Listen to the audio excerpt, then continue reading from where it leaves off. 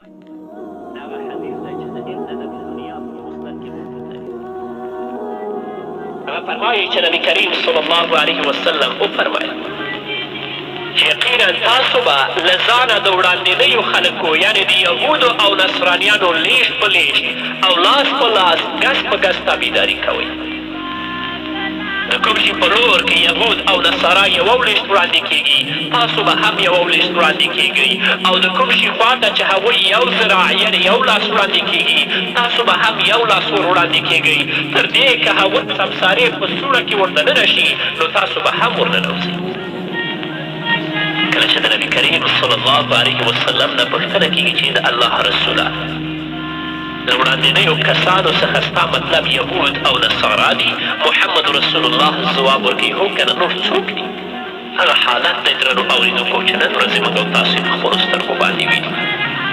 خلکو د محمد رسول الله تابعداري پرېښې خلکو د صحابو کرامو رضی الله عنهم تابعداري پرېښې د دغه یهودو او د نصاراو په نقش قدم روان دي. وجه او لامل دا ده چې د دې خبیثو لاسونه د مظلومو مسلمانانو په وینو باندې سره دي. نبي کریم صلی الله علیه وسلم چې کومه خبره کړې هغه ټولې نن سبا زموږ او ستاسو مخې ته پرتې دي. د بني اسرائیلو علماو چې کومې کړنې ترسره کړې وي هغه ټولې زموږ په وخت کې موجودې دي. په دین کې بدعتونه پیدا کول، د کتاب تحریفول، د کوم شتمن انسان له امله حق مسئله بدلول، د دین پلورلو له امله دنیا لاسته راوړل، جوماتونه ښکلي کول، په بهانو او هیلو جوړولو سره حرام مال ته حلال ویل او نور داسې ډېر کارونه نن سبا زموږ او ستاسو په وړاندې ترسره کېږي. د مشکات یو حدیث دی، راوي د حدیث حضرت عبدالله ابن عمر رضی الله تعالی عنه دی. هغه فرمایي چې رسول الله صلی الله علیه وسلم وفرمایل یقینا چې زما په امت به داسې وخت راشي کوم چې په بني اسرائیلو تېر شوی و. لکه څنګه چې د یوې پښې بوټ یا څپلۍ د بل په پښو کې برابر راځي داسې حالت به په دوی راځي. تر دې که په بني اسرائیلو کې په ښکاره توګه چا د خپلې مور سره زنا کړي وي نو زما په امت کې به هم د دې کار کوونکي وي. رسول الله فرمایي بې له شکه چې بني اسرائیل 2 مذهبي ډلې شوي وي او زما امت به 3 مذهبي ډلې شي. له یوې ډلې پرته به پاتې ټولې ډلې دوزخ ته ولاړې شي. صحابه و کرامو رضی الله عنهم پوښتنه وکړه جنتي ډله به کوم یوه وویني د الله رسوله. محمد رسول الله صلی الله علیه وسلم ځواب ورکړ کومه ډله چې په هغه لار روانه وي په کومه چې زه او زما صحابه کرام رضی الله تعالی عنهم تللي یو. نو څوک چې د نبي کریم صلی الله علیه وسلم د سنتو تابعداري کوي او څوک چې د صحابه کرامو رضی الله عنهم د سنتو تابعداري کوي دوی جنتیان دي.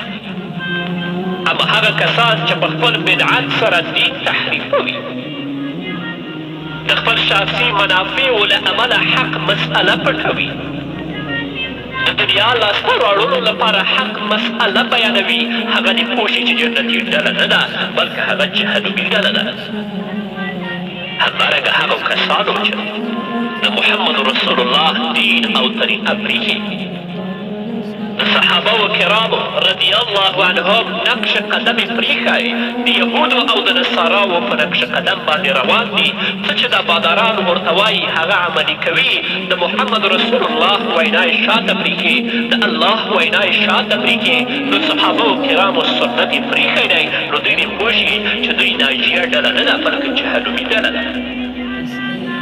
د بخاري په بل حدیث کې راځي راوي د حدیث حضرت ابو هریره رضی الله تعالی عنه دی. هغه فرمایي چې نبي کریم صلی الله علیه وسلم وفرمایل قیامت به تر هغه وخته رانشي تر څو چې زما امت د هغو خلکو لیشت په لیشت او لاس په لاس قدم په قدم او اوږه په اوږه تابعداري ونه کړي کوم چې د دوی څخه وړاندې تېر شوي دي. د نبي کریم صلی الله علیه وسلم نه پوښتنه وشوه ای د الله رسوله آیا د فارس او د روم د خلکو تابعداري به کوي؟ محمد رسول الله صلی الله علیه وسلم وفرمایل نو د دوی پرته وړاندیني خلک نور څوک دي یعنې د دوی تابعداري به کوي. حافظ ابن حجر رحمه الله په فتح الباري کې د دې حدیث په تشریح کې لیکلي دي چې په دې حدیث کې د فارسیانو او د رومیانو د تابعداري خبر ورکول شوی دی او په مخکیني حدیث کې د یهودو او د عیسویانو د تابعداري خبر ورکول شوی دی. نو د دواړو خبرو د یو ځای کولو په پای کې دې پایلې ته ورسېدو چې د دین د خرابولو په برخه کې به دغه امت د یهودو او عیسویانو په پل ولاړ شي او د سیاست او حکومت په برخه کې به د فارس او روم تابعداري کوي. دا هغه څه دي چې موږ او تاسې په خپلو سترګو باندې وینو. خلکو بېدیني غوره کړې، فساد، فحشا، منکرات یې غوره کړي، د یهودو او د نصاراو په نقش قدم باندې روان شوي دي. خپل وطن ته خدمت پرېښی، هر څوک د یو ملک غلام ګرځېدلي. څوک به د فارسیانو او د ایرانیانو غلامي کوي، د هغو ګټو لپاره به کار کوي، او څوک به د رومیانو تابعداري کوي په سیاست کې خپل وطن چې هر څه کېږي کېږي به. بس یقین په الله وکړئ. یو ډېر لوی عالم دی، یو نه دی چې د دې څلور دي زه یې پېژنم، د نږدې نه پېژنم. مخکې دې خبره کې موږ سره متفق او متحد ول چې د نوروز لمانځل حرام دي. دا د زردشتیانو د آتش پرستانو اختر دی، د مسلمان اختر نه دی. په دې خبره کې موږ سره متفق او متحد ول. خو کله چې ایران څو وارې دوی هلته وغوښتل او د نوروز په جشن او په میله کې شریک کړل او د دوی خولې د خاورو نه ډکې کړې، پیسې ورکړې، اوس په میډیا او په رسانیه کې ډېر په جرأت سره وایي چې د نوروز لمانځل یو فرهنګ دی، دا حرام نه دی. چې الله ته څه ځواب وایي چې ته د پیسو لپاره د قدرت لپاره حرام کار ته حلال وایي، ته مرتد. الله ته به څه جواب وایي په آخرت کې؟ دا هغه وړاندوینې دي چې محمد رسول الله صلی الله علیه وسلم د نن نه 1400 کاله مخکې کړي دي او نن ورځې موږ او تاسې په خپله سترګو باندې وینو. الله رب العزت دې موږ او تاسو د آخر زمان د فتنو نه وساتي. الله دې موږ او تاسې په خپل حفظ امان کې لري. په همدې هیله درنو اورېدونکو نور به واورو، خو د یوې دمې نه وروسته.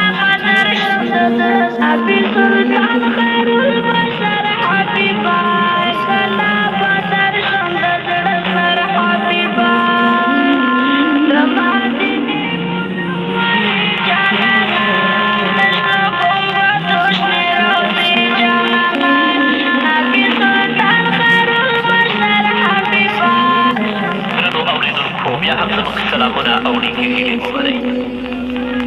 همدارنګه رسول اکرم صلی الله علیه وسلم چې کله د قیامت علامې بیانوي نو فرمایي د قیامت د علامو څخه یوه علامه دا ده هر کس به خپله رایه غوره بولي او د نفساني غوښتنو تابعداري به کوي، د چا مشورې او د چا لارښوونو ته به غوږ نه نیسي، بلکې خپله رایه سمه رایه بولي. اشکال حدیث دی. راوي د حدیث حضرت ابو ثعلبه رضی الله تعالی عنه دی. هغه فرمایي چې رسول الله صلی الله علیه وسلم وفرمایل په نیکیو امر کوئ او له بدیو څخه منع کوئ تر دې چې تاسو د خلکو داسې حالت وګورئ چې هغوی د بخل یعنې د کنجوسۍ تابعداري وکړي. یعنې کله چې په خلکو کې بخل عام شي او د نفساني غوښتنو تابعداري وکړی شي، دنیا په دین باندې غوره وګڼلی شي او هر کس په خپله رایه فخر وکړي او ته د ځان په اړه داسې فکر وکړي چې د خلکو په منځ کې د پاتې کېدلو له امله زه هم په بدیو کې ښکېلېږم، نو په دغه وخت کې یوازې خپل نفس وساته او د عوامو معامله الله ته پرېږده. دا هغه حالتونه دي چې په سترګو وینو. خلکو دنیا ته په دین باندې غورهوالی ورکړی دی. حتی که زمونږ یو دوکاندار په خپل دوکان کې د مانځه په وخت کې څه ګټه او پیسې ولري، واللهي که هغه جمعې ته یا مانځه ته راشي نو د دنیا غوره ګڼل په دین باندې نور څنګه وي؟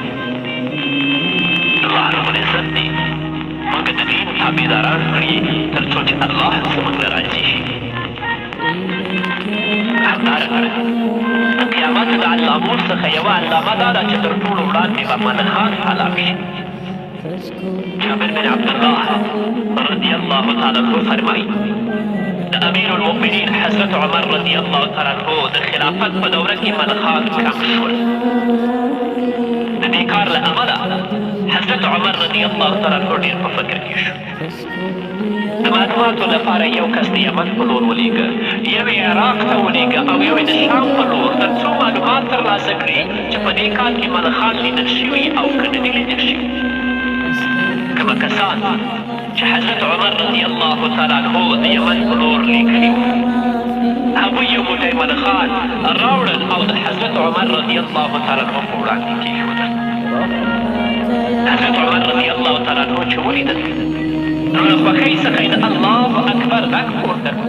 بیا یې ویلې ما له محمد رسول الله صلی الله علیه وسلم څخه اورېدلي چې بې له شکه الله رب العزت 1000 ډوله مشهور حیوانات پیدا کړي، 600 په اوبو او 400 په وچه کې ژوند کوي او په دې کې به تر ټولو وړاندې ملخان هلاکېږي. له دې وروسته به په پرله پسې توګه نور حیوانات هلاکېږي. اورېدونکو له دې حدیث څخه د امیر المؤمنین حضرت عمر رضی الله تعالی عنہ حال معلومولی شو چې یوازې د قیامت د یوې علامې چې په اصل کې موجوده هم نه وه، یوازې د ده په اعتبار ښکاره شوې وه، څومره وویرېد او څومره په اندېښنه کې شو او ژر تر ژره یې په اسونو سپاره کسان ولېږل تر څو حال معلوم کړي چې آیا په نورو ځایونو کې هم ملخان هلاک شوي او که یوازې په مدینې منوره کې له منځه تللي دي. اوس تاسو اندازه ولګوئ که چېرې ملخان رښتیا هم هلاک شوي وای نو حضرت عمر رضی الله تعالی عنہ به څومره خفه وای. زموږ په حال خو افسوس پکار دی، ځکه سره له دې چې د قیامت سلګونه علامې ګورو او غږ پرې نه رپوو او نه هم څه خطر احساسوو. راځئ نیکو اعمالو ته مخه کوي، د الله رب العزت د دین او د محمد رسول الله صلی الله علیه وسلم د احادیثو تابع شئ. که په موږ باندې قیامت راځي نو الله